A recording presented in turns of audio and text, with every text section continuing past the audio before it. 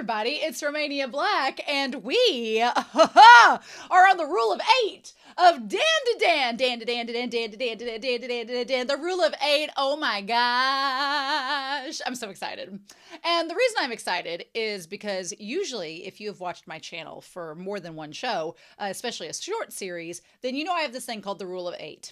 And anytime there is a cour or a season or an entire series that is between 11 and 13 episodes long, usually the 8th episode is 1, really good, and also 2, kind of like a turning point. It's usually really good. It's either batshit crazy or it's a turning point that will lead us into like the final act of the season, the arc, whatever. And that's what this episode is. So I'm super excited. Also, I have jammed my finger. And so before we get started, I have jammed my finger. It's like swollen. So I have an ice pack that I'm like keeping it under. It's not inhibiting my ability to react, but if my hand is awkwardly like this, or I like have to raise it up or something, then you'll know why, but weird times. But yeah, last episode, oh my God, last episode was flawless. I can't fault it. Last episode was so good. That 10-minute flashback was one of the best things I've watched in a long time, and I have no critiques. It left no crumbs. It just devoured as a yokai would. So, but yeah, so now Aira has been revived. Aira's spirit is intrinsically tied to Acrobatic Silky, and it's been augmented. We don't know if it's tied. Acrobatic Silky has allegedly passed on into the other realm and was able to pass on without regrets, thanks to Aira, which was good. So good for her. We've talked in the comments, and we're going to talk about her too, but I feel like I want to like Aira. I want to like her. I know she's probably a fan favorite. I'm sure. I've gotten that impression from the comments and Discord already. I'm sure she's a fan favorite. Look, as long as she don't get in between Momo and Ken, we're fine. But girl, they're going to make this a stupid love triangle. And I'm just going to be here like, just because you read 100 shoujo don't mean you have to do every shoujo trope. I'm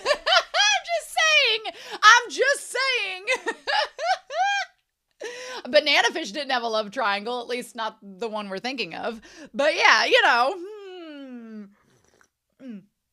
Anyway, so I'm really excited, but I have a lot of comments I want to talk about before we dive into this. Aether Wind had a comment for episode 4 and episode 5. They said, so my personal read on the series is what the ghosts and aliens represent. The aliens are a bit of a stretch, and I can't remember if I talked about this in a previous episode as the comment, but it says, in their disguised form, they look like salarymen, and knowing sexual harassment in the workplace is a major problem in Japan. I don't think I'm off base here. Which, yeah, I could see that. And then ghosts represent tragedies of humanity's past that we cover up and ignore. While the aliens are the modern crimes and tragedies being covered up, both forces have major impacts on the world, even if most people would prefer not to admit it. I can kind of see that. The idea that the aliens and the ghosts represent the alien being something that's, you know, foreign to what society should be, and the ghosts being like the remnants of past traumas. I can see that representation. I can see that. If that's supposed to be some symbolism, I see it. I could definitely see it. And then they said, I really like this comment for episode 5. It makes sense to Ken's character that he says, no, it's fine. I don't mind at all. When Momo apologized, but that honestly is one of the more heart-rendering moments for me. I'm happy Momo is a good person because he really is just letting people stomp all over him so he can have a friend. That's what I was worried about in episode 5 when Aira first showed up, was I was afraid that she was going to take advantage of his kindness and be mean to him and cruel to him. And I was like, oh, hell no. Because I'm like, you know, I'm protect squad of Ken for sure. But I do want, over the course of this series, and it doesn't have to be this season because we're getting, obviously, at least a season 2 in the summer, I would like Ken to become more confident in himself. And I think once he has a friend and sees how that is, it will enable him to start acting more confident and stand up for himself. Not for that to make him, you know, like misogynist or sexist or anything, but to make him just be a more confident person.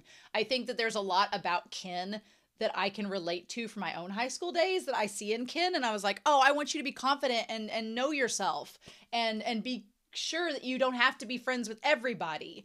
And I want him to kind of be able to express that. So I'm going to be curious to see where that goes for his character. But thank you, Aetherwind. Those were really good comments. Vacant for episode 4 says, in the part where Turbo Granny is complaining about young people talking properly, when she says you don't respect elders, Turbo Granny says respect in English. Momo replies saying that she suspects how much Turbo Granny bullies young people, also saying respect in English. Momo calls Turbo Granny Payson, which is swapping the syllables of senpai, and just means senpai but in kind of a slang way. So that's what that word meant. I was kind of worried about or concerned about that in episode 4.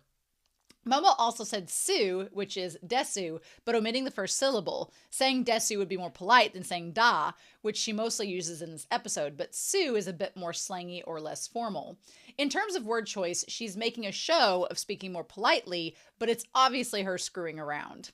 I like that. I like translation is such an art form, and sometimes things get lost in translation, so I'm glad when people are noting like different discrepancies or things that a Japanese audience member would understand much more than my Western ass. So I appreciate that.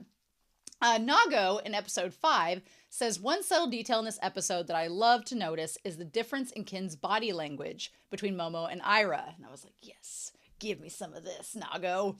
When Aira touches Ken, his first impulse is to jump and run away. I'm sure he gets red a bit, but all in all, this is kind of an awkward situation for him.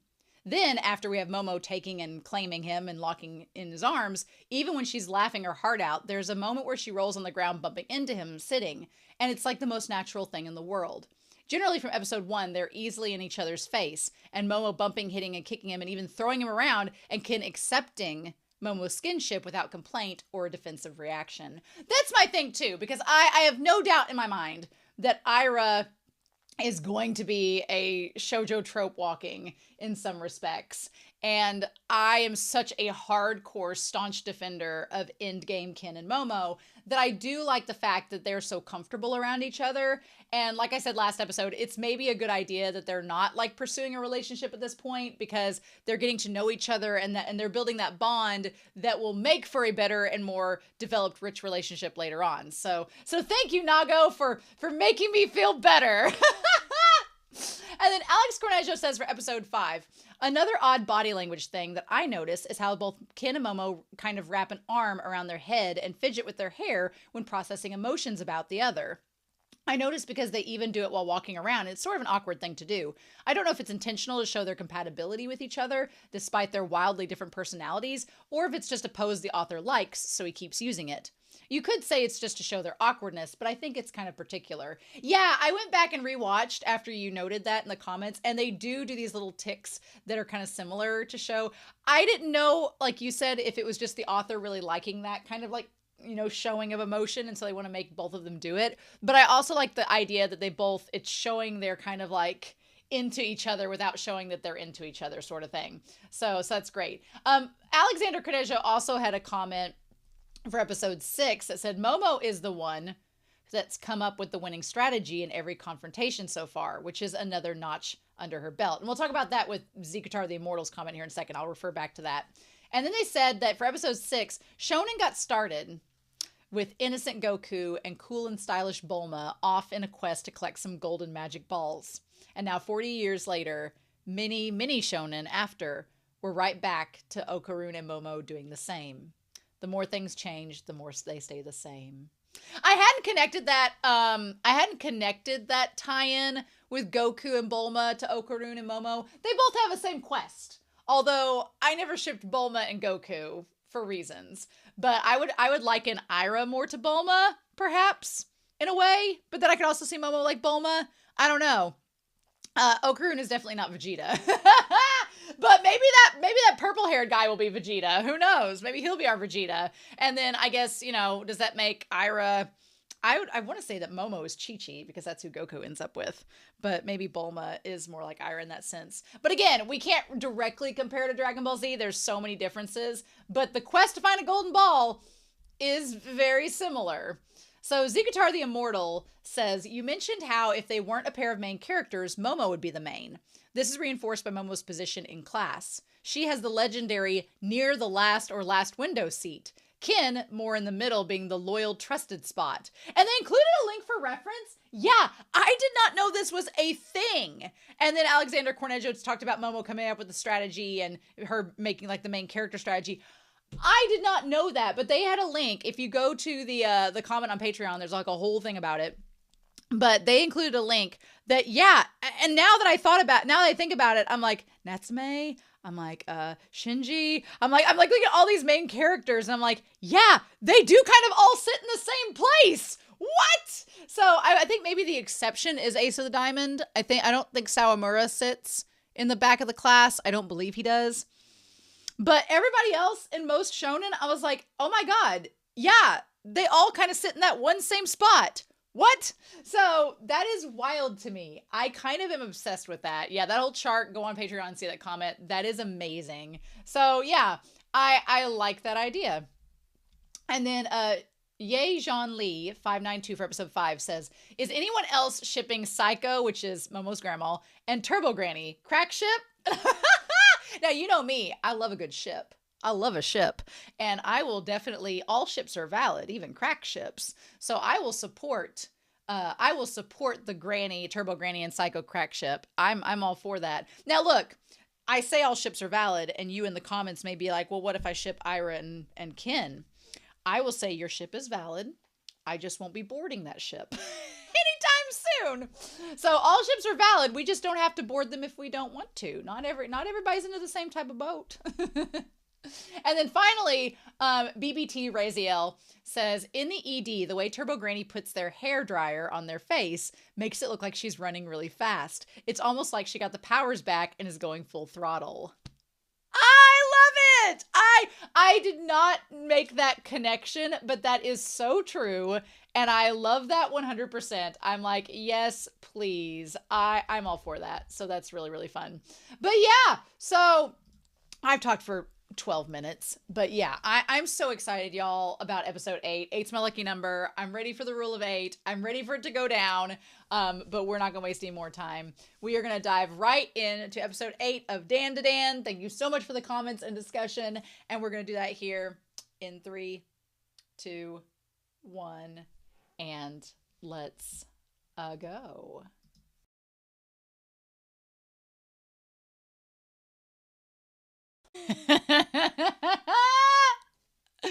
Ah! I'll see your miscommunication trope, and I will raise you one love triangle. honestly though, for Ira's character is going to test me. She just is. But there were a lot in this episode that was like, okay, all right. I am so fiercely protective of Momo and Ken. I'm like, anything that tries to get between them, I'm like, no. And I've not felt this strongly about a ship in quite some time. So I feel like that's a good thing in a sense. But what a good rule of 8. Lots of things happened. And if we're transitioning to the final act of this arc, we still haven't met the guy yet. I have theories about him a little bit. And what I want to be theories, but we don't know anything about him. But the aliens have come back. They want that damn banana. And I do like the fact that we get a little more reasoning as to why they specifically have targeted Momo and Ken. Because they targeted Momo because of her latent abilities, because of her grandmother, and she had the latent telepathic abilities. That's why they targeted her. And then Ken is now targeted because he has the powers from Turbo Granny. So that all makes sense. And now I'm sure since Acrobatic Silky has activated within Aira, they're going to target her as well. So now there's 3 people being targeted by the banana aliens. And so the Sepioans or whatever their name, I'm going to just call them banana aliens, banana men.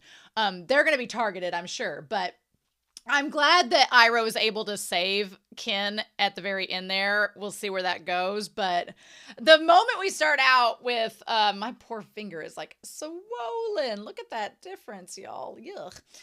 But the moment we start out with just bunches of noodles, just talking about what a tangled mess this is, that feels like a good place to start. Momo simultaneously makes me love her and want to throw her off a cliff at the same time. And I just, I'm like, girl, I talked about this last week. I feel like Aira's character, not Momo, Aira. Momo made me want to like slap her this episode for a reason, and we'll talk about it when we get to it. But Aira's character, I love her because she's so overdramatic and she's so much. She's such extra. But there are parts of her that I'm like, girl, but I talked about this in the last episode. I think there's lots of room for her character to grow and lots of room for her character to change and become better. Because there are parts of her that I'm like, girl, you need to learn some things and change some things. And that's the joy of being a teenager and growing up. You change and you grow, right? So we'll talk about this. Ken is interesting. One thing that I want out of Ken that he exhibits in this episode, I love Ken. I relate to him a lot. I want to protect him. I want to hug him. I want him also to grow more confident in himself. And part of being in a relationship with someone, and I say this from my very, very limited experience with relationships, is that you have to be honest with that person at some point. And I like the effect of the lie in this episode. I like how mature Ken is about the lie, and that now what he does in response to it, we'll talk about, but Ken is still very meek and very timid, and he stands up for himself a little bit more and more each episode, which is good, but he's still, I was really proud of him in this episode with his interaction with Aira out in the school ground before the misunderstanding happened.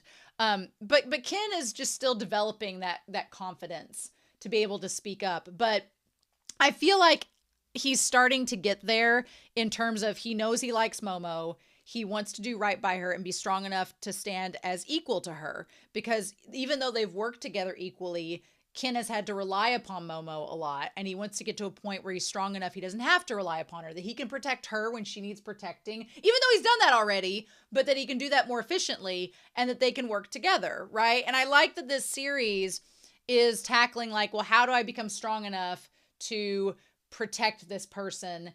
And I'm curious to see if Ken will get to a point where he's stronger than Momo and what the show will do with that. Because traditionally, in most shonen that I grew up watching, the male character was always the strongest. The female character could protect him or heal him, but she was never on the same level as him, right? And so this is the first series that I've watched in a long time with shonen where the female character starts out a little bit stronger than him, and he's working his way to become equals. And so do I think that he could surpass Momo in terms of strength? Sure, but I hope that the show keeps them on an equal playing field and working together like they have been, because the last thing I would want is for this to become another shonen where the male character is the pinnacle of strength and the female character is just a telepathic healer, you know? And that's kind of what I like about Aira's powers as they have manifested, is Aira's powers are not that of healing. Aira's powers is I'm literally going to kick your ass. And I like that. I'm like, good. Aira's got that ability. It's going to be interesting to see where it goes with that. But I want Ken to just get stronger as the series goes on, right? Now, look, this whole thing with them and the noodles, and Ken's like, I'm stuck between these two cute girls. What do I do? Obviously, Ken likes Momo. Obviously he does. He likes Momo. He doesn't know how to express that. He doesn't want to like face rejection or make her go away. And so he doesn't know exactly how to handle that. And I feel like that's going to be something this entire series is going to deal with till the very end of the series, because typical shonen plot, right? Maybe I'll be surprised. Maybe they'll subvert that. We'll see.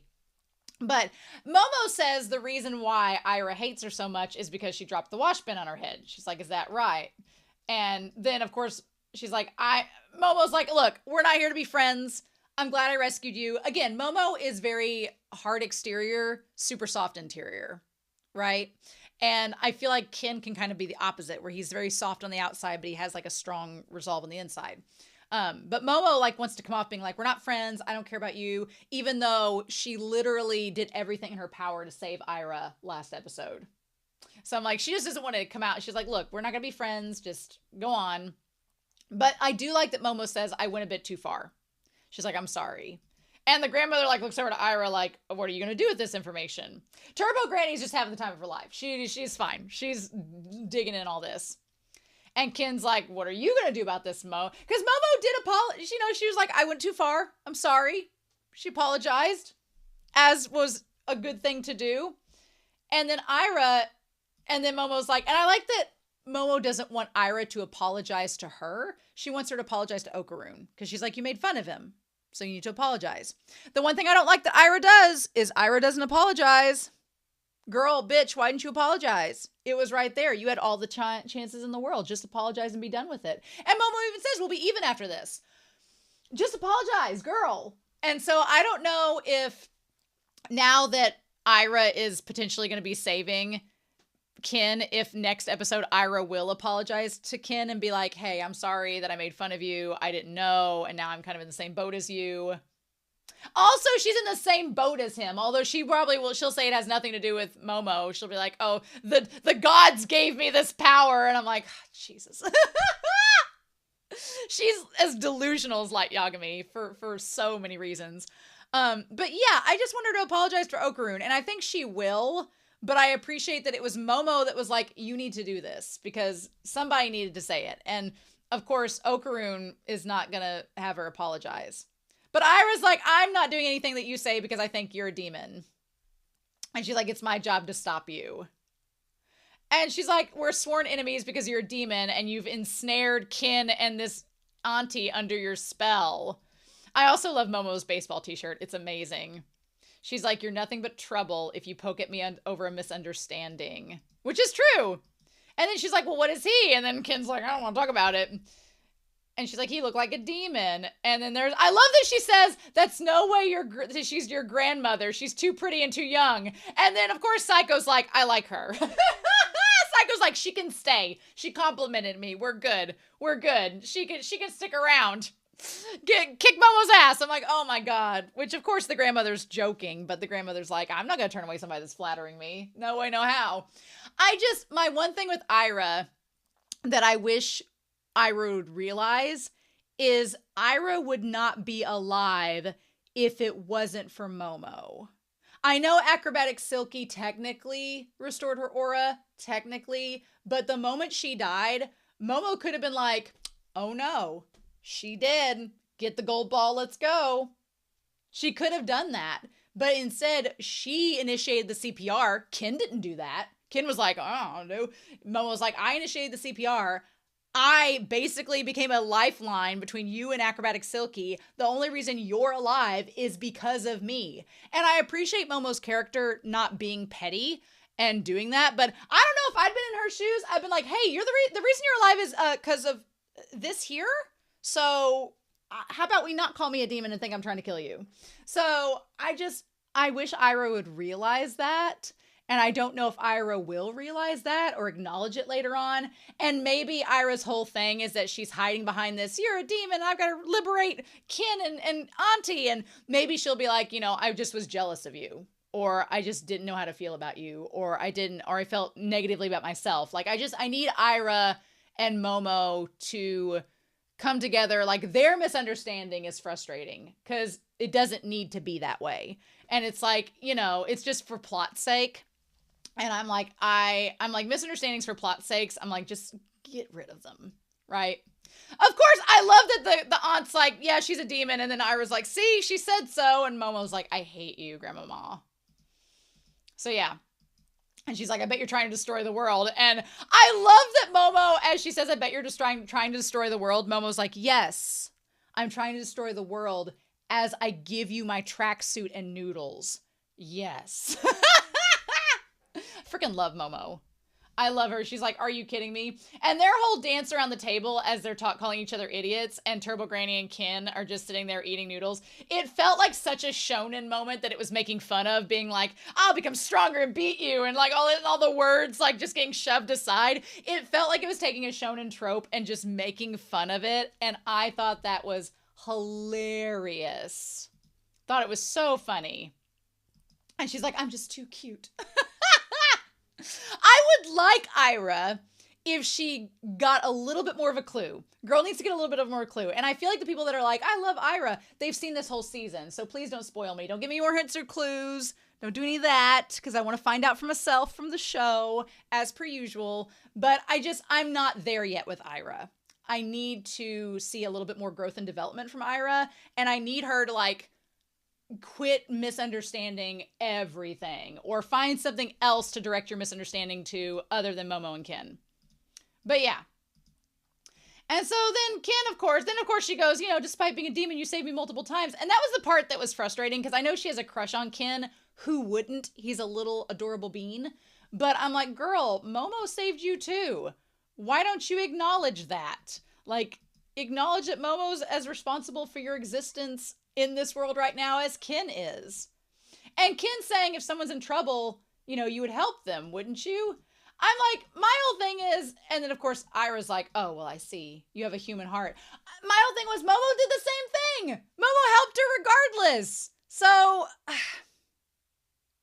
I just feel like Aira intentionally ignoring the fact that Momo had the same motivation that Ken did is so frustrating. And I'm like, girl, I want her to realize that. And I don't know if she will or not.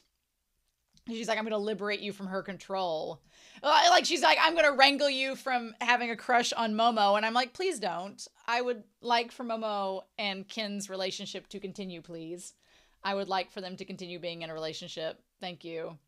I do appreciate that Ken's immediately is like, she has a huge misunderstanding. And Momo's like, right. I like that at least at the end of this, they're on the same page. Something is wrong with her.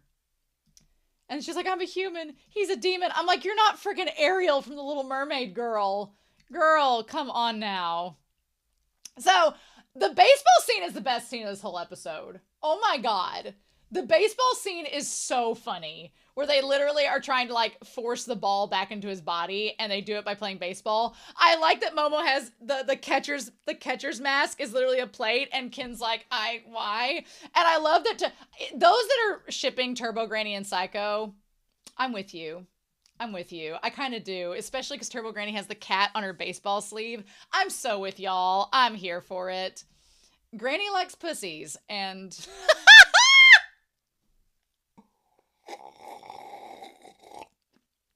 That's all I'm going to say about that. But yeah, they get the ball back in. I love that the grandmother intentionally misses it. Or maybe not intentionally missing it, and then it goes back into his body. Love, and poor Ken. She's like, strike 3, batter out. And he's like, oh my God. I love that he's like, it's back. We got a ball back. I like Turbo Granny's like, did it. I love it. I love that we've mission accomplished. We've got one ball successfully re-entered into his body. He's a one-nut wonder. Good on us. Yes. And so, Momo, this is the part where I get equally frustrated with Momo and with Ken, right? And I know that they are shoujo tropes. Y'all don't have to tell me. I've read enough shoujo to know. But I get equally frustrated with Ken and Momo in this episode. I get frustrated with Ken because he can't just be honest to Momo about his insecurities. And it's understandable why he's insecure and doesn't want to come out and tell her because he likes her. And when you like someone and you have a crush on someone, the last thing you want to do is reveal your own insecurities and reveal your weaknesses because you feel, I mean, as humans, human biology, we feel that if we're not strong, we might not be worthy of someone. And strength comes in all different forms. But for Ken, he doesn't want to admit that he doesn't feel strong enough to protect Momo or work alongside her. And so he wants to get stronger so he feels he can be worthy of her affection. And what he doesn't realize is he's already worthy of her affection. She already likes him. He doesn't have to get stronger. But rather than him just, say that and them have a conversation about it, he tries to like hide. And his problem is he lies to her. Like he doesn't need to lie to her. And I don't blame Momo for getting mad because he did lie. And, when you care about somebody and they lie to you, you're like, well then, but that, without trust, there is no love. So I get why she gets mad. I feel like Ken needed to be more open and honest with her, but she also needed to listen to him more and be more forgiving. So I feel like when Momo gets mad and says no excuses and wanders off, she's justified in the fact that he did lie to her and he didn't need to. But I wish she would have listened just a little bit more and hurt him out, right? So both of them do things that are frustrating in this episode that I'm like, young love, but why? And we can sit here as the audience, because I feel like most of us watching this episode are no longer in high school. We can sit there and go, you know, if you did X, Y, and Z, this wouldn't happen. But how many of us have had similar things happen in high school to us? You know, that's the frustrating part of it all. I at least like that her two best friends are so wonderful. I love them. I love that they're not gossipy bitches. They're not mean girls. They're not being like, oh, I bet that he's like seeing another woman. They kind of hint at it, but they're joking because I don't think that they believe he would do that. But I love that they're so supportive of Momo, and they both are like, yeah, she's got it bad for him and she just doesn't want to admit it. I feel for her in this. So she goes out to get the juice. And that's when she sees the misunderstanding moment. And it makes so much sense now why he wants to like practice after school or in between like lunch times to get stronger, so that, you know, he doesn't want anything getting, he's like, I'll be putting Momo in harm's way if I don't get stronger. And I feel for Ken because there's that insecurity there. But then a part of me is like, I wish he would just be confident enough to tell her his insecurities. But, you know how people do, right? So then Aira comes up, and I will say this. I do feel bad because Aira is so naive. So naive. She's a pretty popular girl, and she's doing whatever she thinks pretty popular girls should do. And when she goes to confess to him, she immediately goes to kiss him. And I like that Ken is like, no. I feel like Ken's come a long way in that, because I feel like the Ken from episode 1 would have maybe let it happen and then been like, but I like that this Ken, who has a little bit more self-confidence, is like, no, hold on. What we doing? Excuse me? Like, I like he pushes her away. Like, no, let's not do that. And he's like, you're being weird. I like that he's like, no, you're being weird. She didn't even confess. She just like gave a half confession and then went to kiss him. And he's like, nope. No, sir. He's like, that's not good. And she's like, I read it in a book. And then that confessing equals a kiss, and the book she's reading is just straight up hentai. Like, just straight up hentai. Although there is some, like, weird cosmic thing on the back of there that's interesting. But yeah, she's like, it's the responsibility of the guy to accept that confession. Which, again, I feel like what she's reading, all of the hentai and the magazines, I love that this smut book is in the center of this library of beautifully ordained, like, leather-bound books, and she's in the middle of her dad's study reading it, which we'll talk about in a second. But I do like that poor Aira is stuck in this false trope that does not reflect real life, that is present in so many previous shonen and so many previous hentai and things like that, that it's not reflective of reality. And it does create this false gender norm where men are supposed to accept the love of a woman, whether they want it or not. I like that this show kind of plays around with that, because Ken's like, no, I don't like you. No, thank you. Whereas I have watched shonen before where the male characters have accepted the kisses of other women, even if they brush them aside later because, well, I might as well get something while I'm here, and that's so wrong. So I like that Ken kind of, shows us that subversion of that trope, being like, no, where did you read this? And then, of course, we see volume 8, it's like R18. It's like not safe for her to watch. And she's watching straight up porn. Like, this girl, no wonder she has these horrible conceptions of romance, because she's watched the worst sources to start out with. Not that there's anything wrong with 18 plus stuff. I read smut all the time. But I feel as if you need to know the basics before you get into, you don't just start with the worst of the worst. You gotta build up to it. And poor Aira has started with the worst of the worst. And he's like, well, that's totally different. He's like, no. And he's like, you're popular with all the boys. Like, why are you being this way? Aren't you, you're an amateur in relationships. And he's like, please stop. And she's like, he's like, a popular girl shouldn't do this. She's like, don't equate popularity and romance, which fair on her to say that. And she's like, I'm not an amateur in relationships. I just don't know about them. And it's like, there is a difference between being an amateur and not knowing. That is fair. Also, the fact that she went to her dad's study, which granted her dad, has lost her mom. So he probably had to, find entertainment somewhere. So I don't know what that says about him. I don't know what that says about him. I mean, I get it. But also, girl, this was not where you need to get through sex ed before you start this, girl. So anyway, she's like, I've never felt this way. Let me confess. And he's like, this is not the way that you do that. And then he lands on top of her. And the worst part is poor Ken is like, I don't know how to deal with this girl. She's not being rational. She's not just hearing me out. And he's like, stay away from me. And then she keeps on trying to pressure him to like her and him to kiss her when he wants nothing to do with it. And that's when, of course, Momo sees that. And I mean, from Momo's perspective, yeah, if a guy that I liked and was friends with and trusted told me he was going to go work on a report and then I found him outside with a girl underneath him trying to kiss him, I'd feel a bit betrayed too. And in fairness, she should have sat and listened to him, speak it out. But even though he tried to say there's a reason, she's like, you shouldn't have lied to me.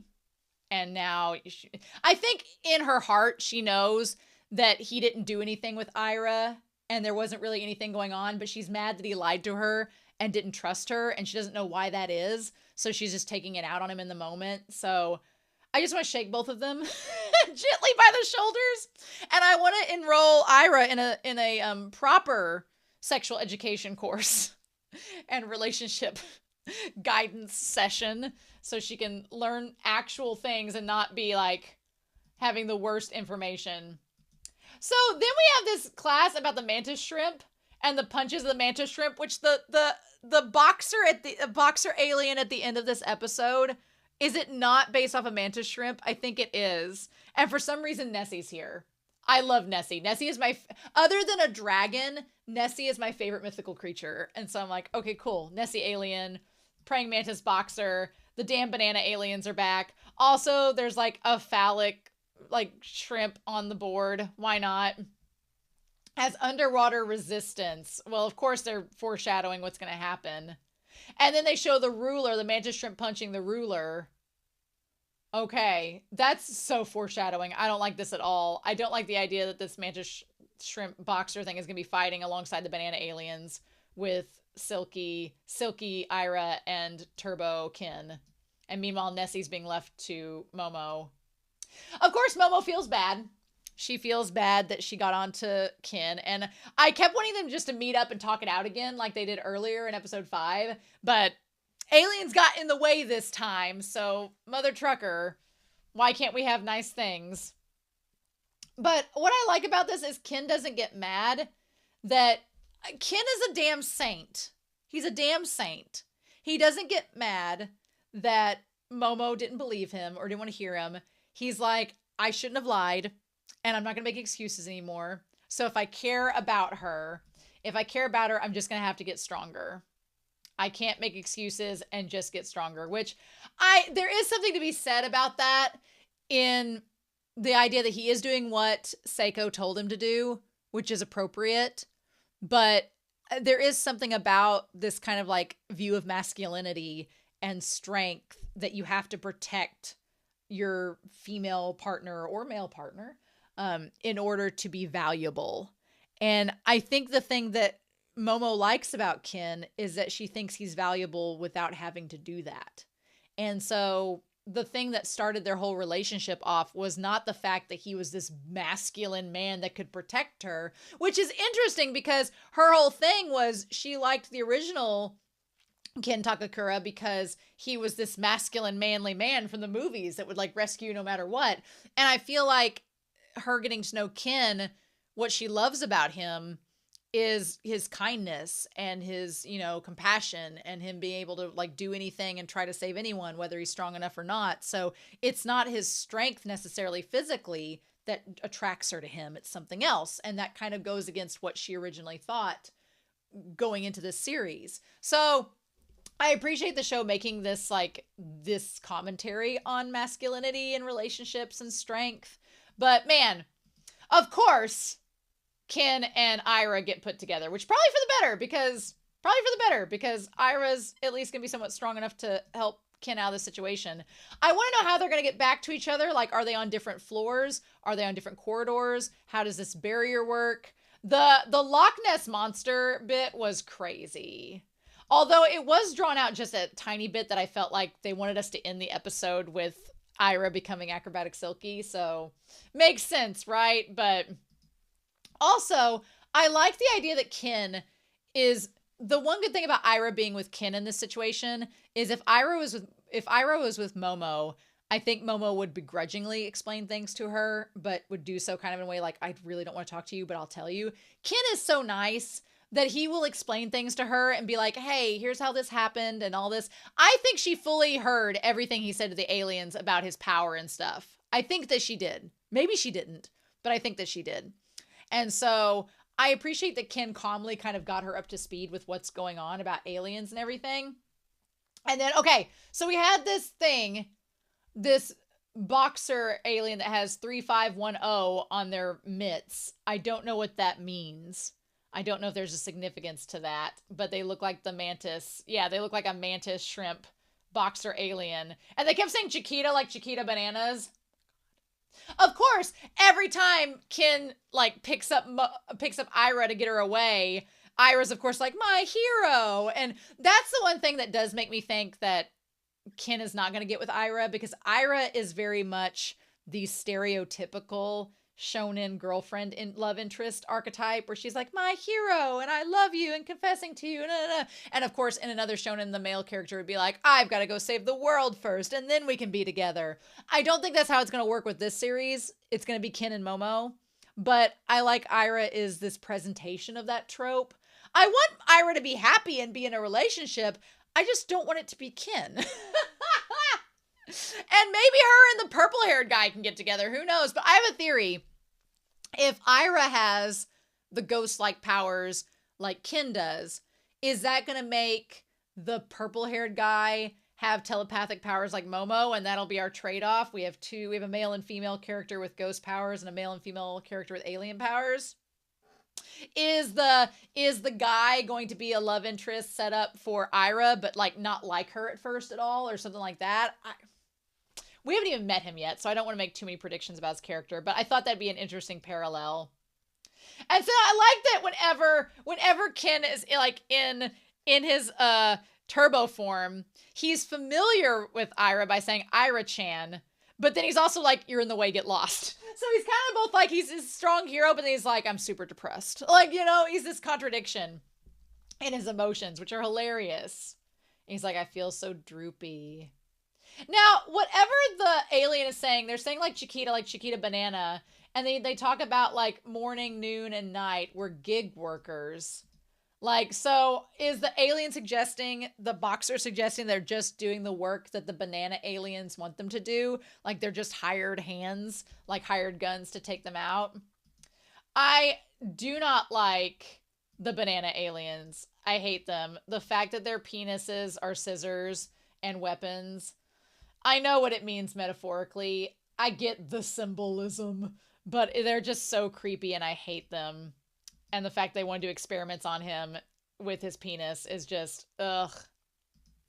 And then he's like being held back like with the psychic powers. I'm surprised this show gets away with having him nude like they do.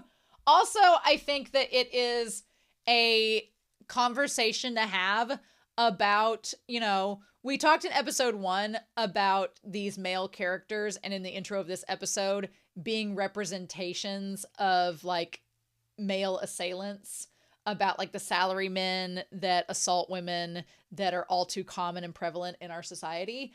But also I feel this show is smart because in this situation, like Ken is being assaulted in this. Like he is being put in not a good situation. He is being put in a compromised, non-consensual situation, which men are assaulted as well. So equality, like, you know, it's interesting that the show, I'm glad the show doesn't let it just be female characters this happens to. It shouldn't happen at all, but I like that there is the equity of Ken is targeted just as much as Momo is.